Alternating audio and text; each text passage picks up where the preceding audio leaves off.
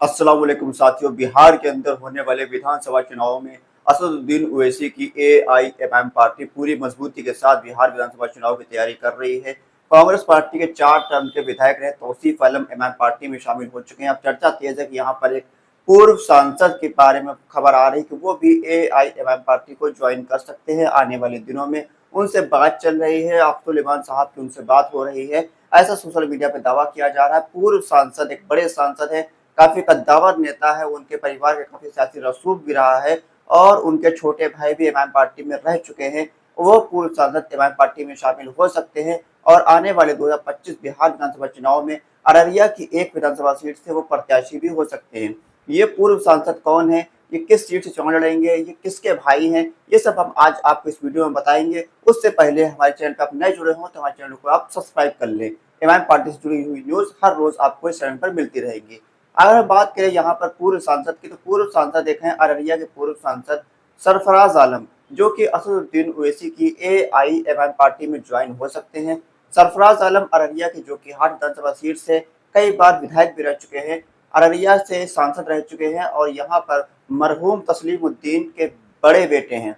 तस्लीमुद्दीन साहब सीमांचल के गांधी कहे जाते हैं। सीमांचल के अलग अलग सीटों से वो सांसद रह चुके हैं, पूर्णिया से, कटिहार, पूर्णिया से, अररिया से और किशनगंज से सांसद रह चुके हैं। इसके अलावा उनका एक सियासी रसूख काफी ज्यादा है और एक सबसे अहम चीज ये है, सरफराज आलम के जो छोटे भाई हैं उनका नाम है शहनवाज आलम। जी हाँ, वही शहनवाज आलम जो कि एआईएमआईएम पार्टी के विधायक थे, जो कि हाट विधानसभा सीट से एमआईएम पार्टी को छोड़कर आरजेडी में गए थे। लोगों ने उनको बहुत बुरा भला कहा, लोगों ने उनके खिलाफ गुस्सा जाहिर किया एमआईएम पार्टी को छोड़ने पर। अब उनके बड़े भाई के ताल्लुक से खबर आ रही है कि वो असदुद्दीन ओवैसी की एआईएमआईएम पार्टी में शामिल हो सकते हैं। अब यहाँ पर असदुद्दीन ओवैसी की पार्टी से उनकी बात चल रही है।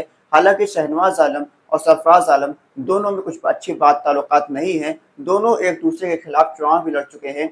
पिछले बार जब 2020 का विधानसभा चुनाव हुआ था तो उस चुनाव में सरफराज आलम आरजेडी के प्रत्याशी थे तो शहनवाज आलम एमआईएम के प्रत्याशी थे।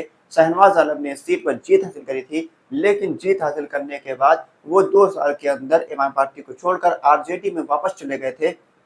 ऐसे में यहाँ पर सरफराज आलम जो कि आरजेडी के प्रत्याशी थे, उनको इस बार टिकट नहीं मिलेगा आरजेडी का, शहनवाज आलम ही आरजेडी के प्रत्याशी होंगे। इस स्थिति में सरफराज आलम ये चाहते हैं कि वो किसी मजबूत पार्टी सिंबल पर बिहार के अंदर जो कि हर विधानसभा सीट पर चुनाव लड़े। अगर यहाँ पर वो एनडीए की किसी पार्टी से जुड़ते तो यहाँ पर मुस्लिम समाज इस काफी नाराज है एनडीए से, नीतीश कुमार से, चिराग पासवान से। फिर वक्फ बिल के जो समर्थन में उन लोगों ने वोट किया था तो ऐसे में उनको नुकसान हो सकता था। ऐसे में एक मजबूत विकल्प के तौर पर असदुद्दीन ओवैसी की एआईएमआईएम पार्टी उनको नजर आ रही है और वो उनसे बात करने की कोशिश कर रहे हैं, उनको कन्विंस करने की कोशिश कर रहे हैं कि वो एमआईएम पार्टी में उनको एंट्री मिल जाए और बैरिस्टर असदुद्दीन ओवैसी जो कि हाट विधानसभा सीट से सरफराज आलम को टिकट दे दें। लेकिन यहाँ पर यह चीज इतनी आसान नहीं है क्योंकि उनके छोटे भाई ने एमआईएम पार्टी को पहले धोखा दे चुके हैं। अब अगर बड़े भाई एमआईएम पार्टी में आते हैं तो ऐसी स्थिति में कार्यकर्ता जो है उनके बीच काफी नाराजगी देखने को मिलेगी क्योंकि सरफराज आलम शहनवाज आलम के छोटे भाई हैं। शहनवाज आलम ने एमआईएम पार्टी को तोड़ा पहले और अब अगर बड़े भाई को एमआईएम पार्टी टिकट देती है तो बड़े भाई पर भरोसा करना ज्यादा कुछ अकलमंदी की बात नहीं होगी। लेकिन सियासत है, इसमें कुछ भी हो सकता है, कोई भी पार्टी में आ सकता है। एक भाई भाजपा में होता है, दूसरा भाई कांग्रेस में होता है, इस तरह के तमाम नजीरें सामने आ चुकी हैं। तो ऐसे में अगर कोई एक भाई आरजेडी में है, एक भाई एमआईएम में, तो इसमें कोई खास बड़ी बात नहीं है। लेकिन बड़ी बात यह है कि सरफराज आलम को अगर एमआईएम पार्टी टिकट देती है तो ये सीट एक बार फिर से एमआईएम पार्टी की झोली में जा सकती है, जो कि हाट में एक बार फिर से एमआईएम पार्टी चुनाव जीत सकती है। लेकिन बात वो होगी कि जो एमआईएम पार्टी जो पुराने नेता है, जो टिकट के दावेदार हैं, जो यहाँ पर मजबूती से मेहनत कर रहे हैं, अगर उनको टिकट नहीं मिला तो क्या वो नेता बगावत पे उतर जाएंगे। एक नाम है मौलाना अब्दुल्ला सालिम साहब का, दूसरा नाम है मुखिया मुर्शीद आलम का। मौलाना अब्दुल्ला सालिम साहब एमआईएम पार्टी का टिकट पिछले बार भी मांग रहे थे सीट पर, हालांकि उनको टिकट नहीं मिला था।